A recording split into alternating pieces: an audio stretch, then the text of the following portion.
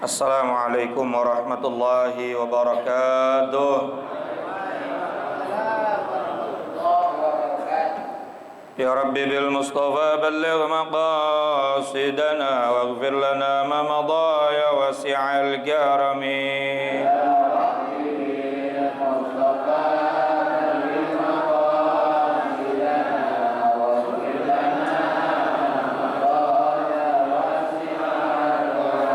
Muhammadun sayyidul kaunaini wa thaqalaini wal fariqaini min Urbin wa min ajami.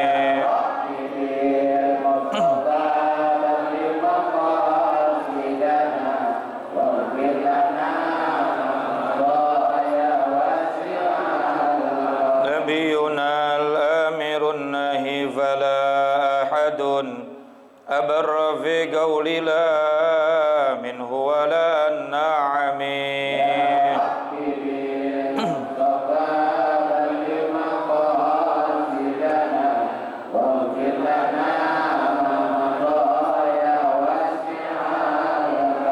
والحبيب الذي ترجى شفاعته لكل هول من الأهوال مقتحم.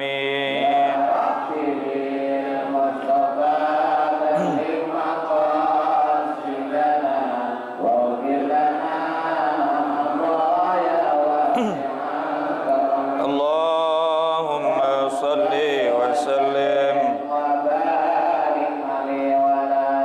Alhamdulillahi wa kafa wassalatu wassalamu ala ibadihi alladhina istafa wa ala alihi wa sahbihi ahli sidqi wal wafa amma ba'du.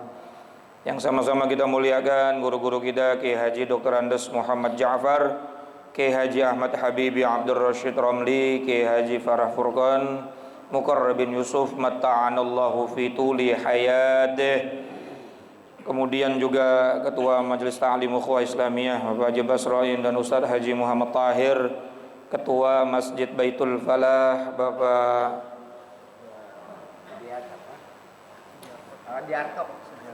Bapak Ustaz Sudiarto beserta jajaran pengurusnya dan seluruh para jamaah sekalian yang hadir, bapak-bapak, ibu-ibu dan saudara-saudaraku yang dimuliakan Allah Subhanahu wa taala. Tanpa berpanjang kala, mari sama kita lanjutkan kembali pembahasan kitab kita. Sebelumnya kita kembali baca suratul Fatihah. Mudah-mudahan Allah berikan kita ilmu manfaat, ilmu yang bisa membuat kita hidup selamat dunia sampai akhirat. Al-Fatihah bil qabul wa ila hadratir rasul ala hadhihi niyyah wa ala kulli niyatin salihah wa ala man wasalafu salih wa ila hadratin nabil mustafa Sayyidina wa Habibina wa Syafi'ana wa Maulana Muhammadin sallallahu alaihi wa alihi wa sallam wa ala alihi wa sahbihi wa dzurriyyatihi wa li baitil kiram, khususan ila ruhi muallifil kitabil Imam Zainuddin bin Abdul Aziz Al-Malibari Al-Fannani wa Sidi Syekh Nawab bin Umar Al-Jawi Al-Bandani wa uzulihim wa furu'ihim wa dhawal huquqi alaihim ajma'in. Allah yu'id darajatihim fil jannah wa yu'idu alaina min barakatihim wa asrarihim wa anwarihim wa ulumihim wa nafaatihim fid dini wad dunya wal akhirah. وإلى حضرة النبي الفاتحة.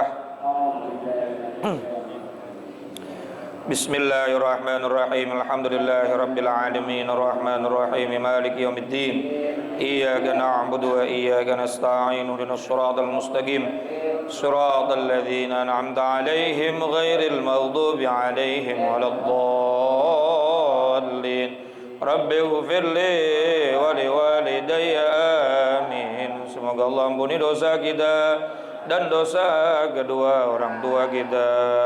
Amin.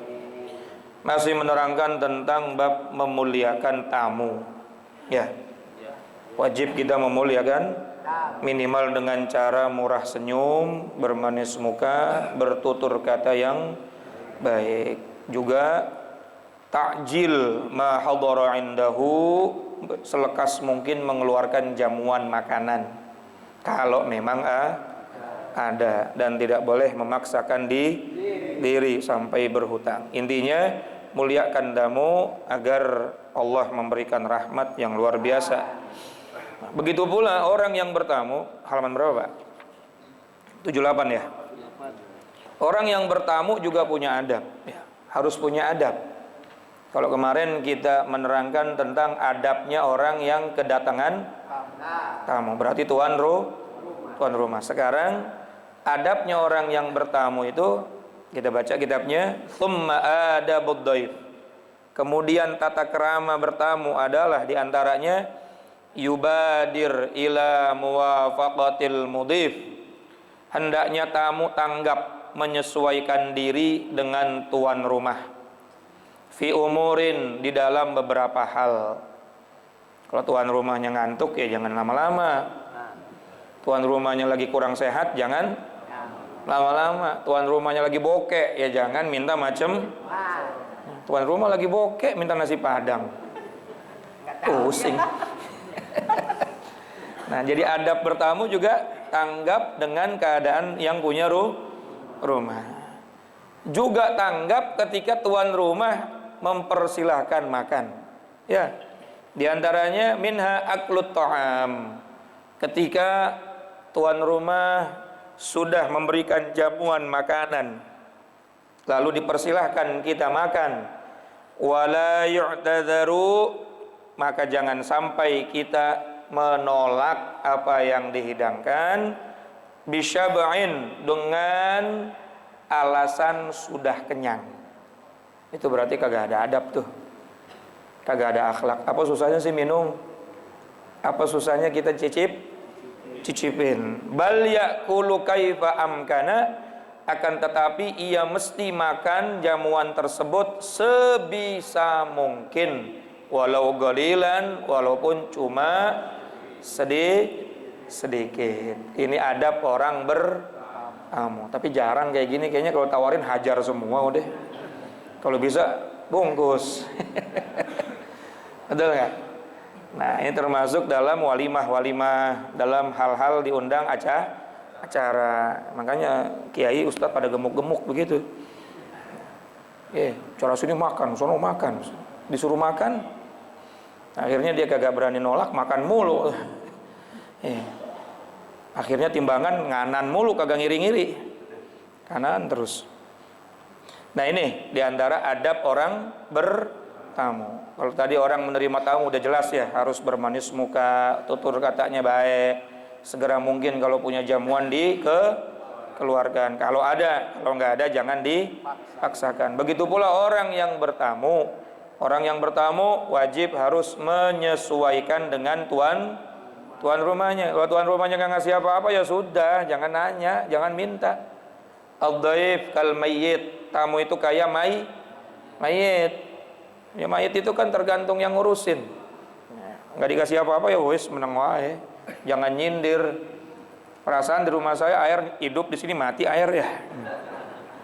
Pamnya mati. Giliran dikasih air putih, perasaan saya nggak lagi kesurupan nih kasih air putih. Buat obat semburan apa gimana?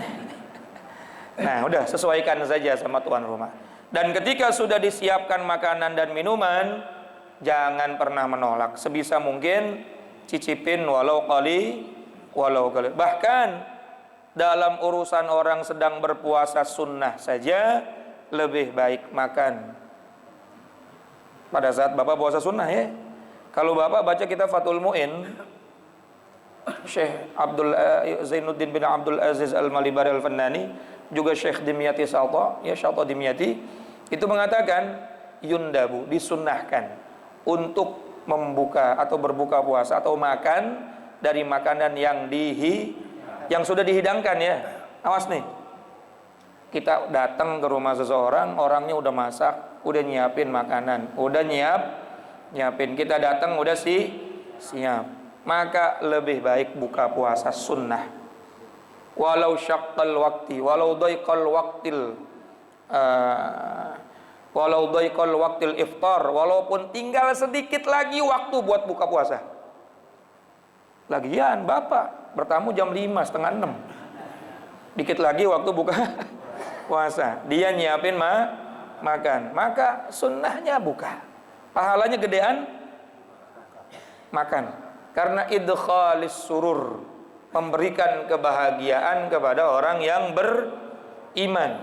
Itu pahalanya afdalu min ibadati sittina sanah, lebih baik daripada ibadah sunnah 60 tahun. Gak terima sehari, Pak. Bapak cuma puasa sehari. Tapi kalau tuan rumahnya seneng, Bapak dapat pahala sunnah 60 tahun. Masya Allah. Lah, kalau kata santri kebetulan. Kebenaran. Kecuali puasa wajib, nggak boleh kalau puasa wajib. Atau kita minta kebijaksanaan sama tuan rumah. Bagaimana, ini kan udah jam 5:30 nih, gua tanggung dari subuh puasa. Ntar kita makannya bareng-bareng aja habis maghrib, gimana gitu. Jangan sampai nyakitin yang punya rumah. Ini kalau keadaan kasusnya makanan sudah disiapkan. Kalau belum ada, nih gue datang ke sini lagi puasa nih. Tapi kalau ente siapin nasi goreng, sate ayam, ini buka nggak apa-apa deh. Lah itu mah ngarepnya situ. Lah kagak ada apa-apa, dia minta.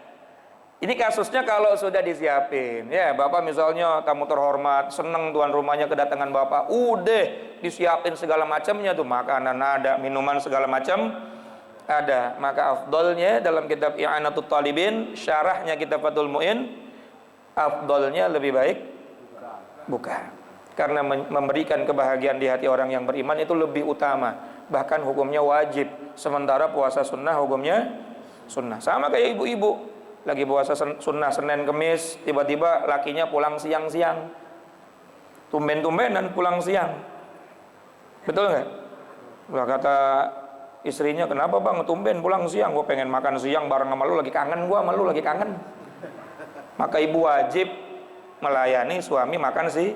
Gue pengen makan bareng, suap-suapan, wajib suap-suapan walaupun lagi puasa kecuali suaminya ngizinin, udah saya mau makan sendiri, kamu puasa saja. Tapi kalau suaminya nggak ngizinin, wajib buka, karena lebih wajib taat sama suami. Dan itu idkhalis surur, memberikan kebahagiaan di hati orang yang beriman. Orang lain saja pahalanya seperti 60 tahun ibadah ini bagaimana memberikan kebahagiaan kepada orang yang wajib diberikan kebahagiaan? Istri, suami, anak, orang tua, wah lebih lagi pahalanya, Pak. Kalau sama orang lain saja pahalanya besar, apalagi sama wa yajibu yanfaqahu, yang wajib dinafkahi, yang wajib kita bahagiakan. Masya Allah. Bapak ngasih duit sama anak orang lain, dapat pahala nggak? Dapat pahala nggak? Ada orang lewat, assalamualaikum. Orang lain kan ya, bawa bocah, kita kasih duit, goceng-goceng, ceban, dapat pahala nggak? Buat pahala. Biasanya kan beda salamnya ya. Kalau salam teman kan assalamualaikum. Kalau yang salamnya model begitu biasanya ada ujungnya tuh. Assalamualaikum. Beli makan Pak, 3 hari belum makan. Kuat lu 3 hari belum makan. Bukannya ngasih malah ngecengin. Kita ngasih orang lain aja pahalanya gede, apalagi ngasih kepada orang yang wajib kita kasih.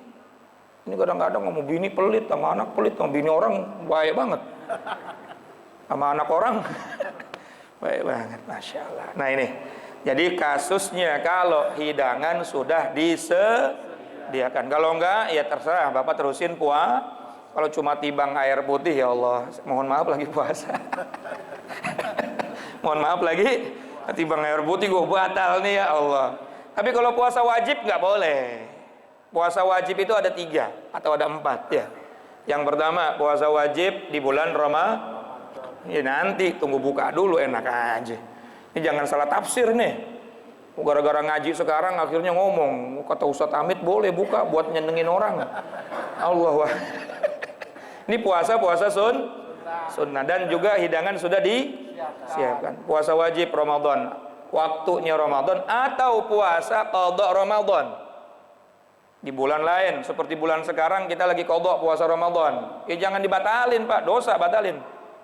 Haram hukumnya kalau nggak ada uzur membatalkan sesuatu yang diwajibkan. Yang kedua puasa nazar. Nazar wajib ya. Kalau saya dapat arisan, saya urusannya selesai, saya mau maka wajib puasa. Disediain apapun jangan Pak. Saya lagi puasa wajib, puasa nazar, mohon maaf. Nanti kita makannya ntar aja dah. Jangan dibatalin. Yang ketiga puasa bayar kafarat. Puasa apa? Bayar kafarat. Bayar kafarat zihar gara-gara mengatakan punggung istri seperti punggung ibunya. Bapak kalau mau halal lagi jimanya bayar kafarat dulu tuh. Ya, bayar puasa. Atau kafarat yamin. Kafarat karena sumpah palsu. Demi Allah kagak, saya nggak ngelakuin itu. Wallahi billahi tallahi. Demi Allah udah kayak lalapan. Padahal dia nggak cukup istighfar Pak, bayar kafarat. Apalagi di atas Quran, dilantik. Demi Allah saya bersumpah. Ya Allah karim, bayar kafarat. Nah kalau yang dikerjakan itu puasanya puasa wajib, baik puasa Ramadan, qada Ramadan, kafarat atau nazar, maka tidak boleh dibatalkan dengan alasan apa? Apapun, kecuali memang uzurnya puasa apa? Uzurnya puasa apa? Kan kalau kita baca kitab fikih itu Safinatun Najah yang kecil-kecil deh. Syarat wajib puasa. Ada syarat wajib, ada syarat sah. Kalau syarat wajib berarti kalau ini sudah memenuhi kewajiban, sudah memenuhi kriteria, maka wajib. Yang pertama yang kedua aqil yang ketiga itaqah, sehat zahir batin. Yang keempat niqa'u an nahwil haidi wan nifas, bersih dari haid dan nifas. Yang kelima musafir. Jadi kalau 5 perkara ini ada, Islam, balik, sehat, tidak haid dan nifas, dan tidak sakit dan tidak musafir alias mugim, maka orang tersebut wajib kalau nggak puasa hukumnya haram. Ada lagi satu lagi dalam kitab yang lain, ya 6 jadinya. Kalau dia pekerja berat, yang pekerjaannya ini nggak ada lain kecuali itu. Kalau dia nggak kerja, dia nggak bisa ngasih nafkah keluarga, tukang batu, tukang gali dan lain sebagainya. Kalau saya nggak kerja, bisa aja saya puasa, anak kagak makan, maka dia boleh mengganti puasanya nanti. Yang keenam, ini ikhtilaf ulama, tapi yang 5 ini yang wajib. Makanya saya kalau ada orang nggak puasa di bulan Ramadan, saya husnuzon, baik sangka saja, mungkin dia bukan orang Islam. Ada yang bilang Islam, dia KTP-nya Islam. Oh mungkin dia belum balik, anaknya 3 mungkin dia sedang sakit. Apaan orang sepedaan goes-goesan kemana-mana. Mungkin dia lagi haid atau nifas, cowok. Mungkin dia musafir apa namanya Mas? Oh enggak, dia di rumah aja nggak kemana-mana. Oh mungkin dia pekerja berat, kerjaannya cuma tanda tangan doang. Oh mungkin dia bukan manusia. Selesai. Jadi kalau 5 perkara ini ada terjadi, bisa dah nggak makan boleh dah. Dia bukan orang Islam, silakan. Dia bukan anak yang agil balik, silakan nggak makan. Dia orang yang sedang silakan makan. Kalau dia lagi tiba-tiba haid, tiba-tiba nifas, silakan makan. Tapi kalau nggak ada di antara 5 perkara tadi, maka haram hukumnya membatalkan puasa nggak boleh Pak. Kita makan nih, nggak ada alasan dari 5 perkara tadi. Makan yang kita makan dilaknat oleh Allah. Minum yang diminum oleh kita dilaknat oleh Allah. Karena hukumnya walaupun halal. Halal itu maksudnya bukan mencuri. Beras-beras kita, minum-minuman kita, makan-makanan kita. Tapi waktunya kita sedang puasa wajib. Maka menjadi haram. Apalagi di bulan Ramadannya, Masya Allah. Nah kecuali kita sakit, musafir, atau perempuan tiba-tiba haid, maka boleh silakan untuk makan. Tapi kalau puasa sunnah, batalin kapan aja boleh. Apalagi dalam urusan yang lebih keutamaannya lebih tinggi. Memberikan kebahagiaan orang lain itu derajatnya lebih tinggi. Karena hukumnya wajib. Apalagi taat sama suami, derajatnya lebih tinggi daripada puasa maka boleh untuk membatalkan dan makan. Termasuk tamu yang punya niat membahagiakan daripada tuan rumahnya, maka boleh ketika dia puasa sunnah dia makan dengan syarat tadi, makanannya sudah disiapkan. Dan kalau kita sudah kenyang, sono makan sini makan, jangan sampai ada kalimat terucap saya udah kenyang, sono makan sini makan, jangan. Minimal kita cicipin. Nah kalimatnya di sini apa? Bal yakulu kaifa amkana, silahkan makan sesuai dengan sebisa mungkin yang kita bisa makan walaupun cuma sedikit. Yang penting tuan rumahnya senang. Lebih senang lagi kalau misalnya ada plastik tinggal dibungkus. Nah, senang itu dah. Ya, tuan rumah Baitul Falah ini nyenengin kita semua nih, Masya Allah. Betul nggak? Yang datang dikasih makan besek, betul. Nah kita makan Pak, jangan kagak dimakan. Nanti dia kecewa, udah dibikinin makan kagak makan. Kita makan, kita bawa pulang, jangan ditinggalin ya. Ya, kalau misalnya ada dibungkus, alhamdulillah. Ngarep. Wa syu'batu tasi'atu wasittun wallahu a'lamu bissawab. Udah, saya mau lanjutin lagi takut nanti babnya yang ini ingat, yang tadi lupa. Terakhir daripada bab memuliakan tamu atau tamu yang memuliakan tuan. Nah, dari aspek manapun agama kita ini luar biasa. Dua unsur pasti terpenuhi.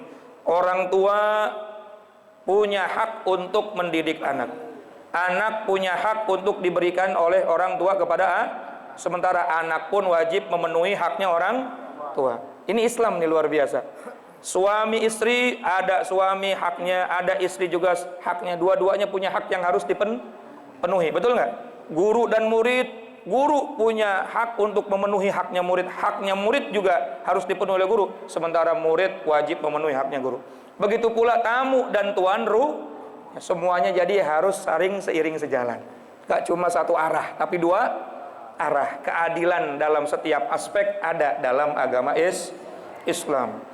Aturan buat tamu ada, aturan buat tuan rumah juga ada, aturan buat suami ada, aturan buat istri juga ada, aturan buat orang tua ada, aturan buat anak kepada orang tua juga ada. Bahkan kita kan taunya anak itu harus berbakti sama orang, padahal minimal ada haknya orang tua yang harus diberikan kepada anak. Minimal apa? Ayyuh sin ismahu idza walada, ngasih nama yang baik itu wajib tuh. Wa ayyu'allimahul kitabah, ngasih pelajaran agama wajib. Wa ayyan faqahu halalan, memberikan nafkah yang halal wajib. Terus apa lagi?